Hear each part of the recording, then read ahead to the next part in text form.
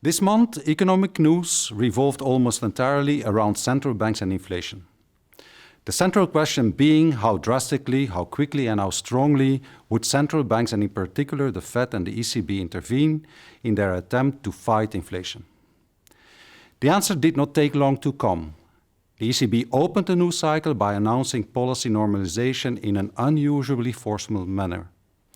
Not only does the ECB stop net asset purchases, it also signaled that we are on the eve of a series of interest rate hikes. An initial one of 25 basis points in July, followed by probably 50 basis points in September. Further rate hikes will follow to set interest rates close to the so-called neutral level by the middle of next year. In addition to the tightening of monetary policy, the ECB also showed its resolve to counteract fragmentation in the euro area money markets. Inflation, which now stands above 8%, is now clearly the ECB's first priority. And also the Fed reacted strongly to the higher than expected inflation figures. With headline inflation now at 8.6%, the FOMC decided to accelerate the normalization of monetary policy, aiming at raising interest rates soon above the neutral in order to effectively slow exuberant demand in the US. It is not that the Fed wants to cause a recession, but with inflation accelerating again to 8.6% in May, it now increasingly sees the need to apply the brakes harder and perhaps for longer. And so the Fed raised the policy rate by 75 basis points, the strongest increase in more than 25 years, and also started the runoff of its balance sheet, the so-called quantitative tightening. According to the Fed, the US economy, with its historically tight labor market, is sufficiently resilient to handle and absorb this tightening of monetary policy.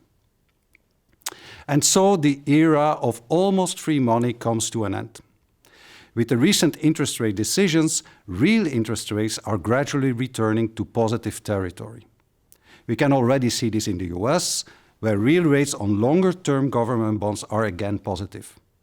And in the euro area too, real interest rates are very gradually approaching the zero limit.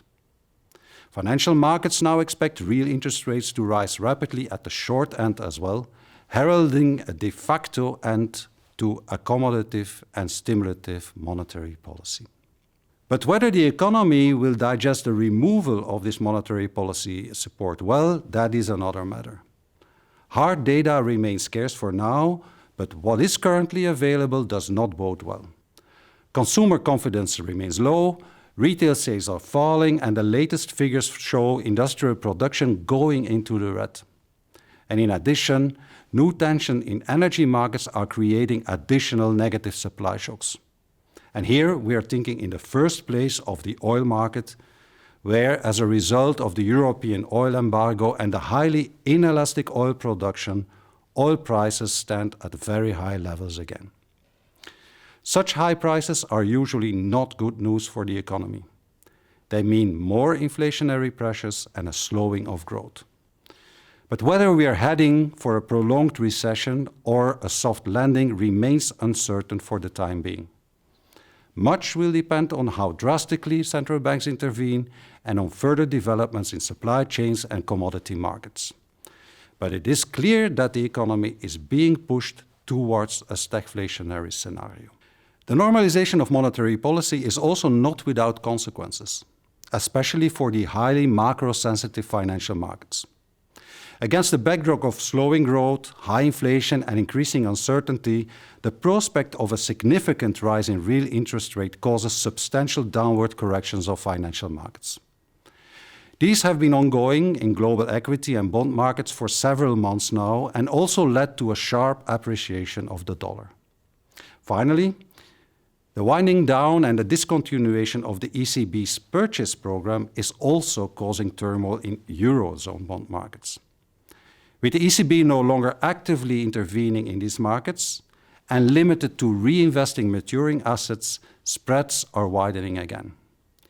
Italian, Spanish, Portuguese spreads rose to pre-COVID levels and caused some nervousness in markets and with the ECB, which promptly called a crisis meeting. The outcome of that meeting is clear.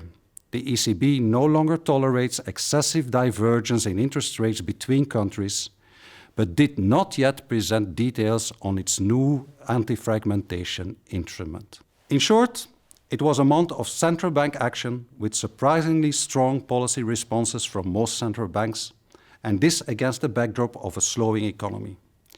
The end of the money for free policy is now in sight. This is also true in Europe, and real interest rates are now rising rapidly to more neutral levels. Whether this will curb inflation in the very short run remains to be seen. Inflation has broadened, oil prices remain high, wages are rising, and monetary policy is operating with a significant lag. Inflation is therefore likely to remain high for some time still.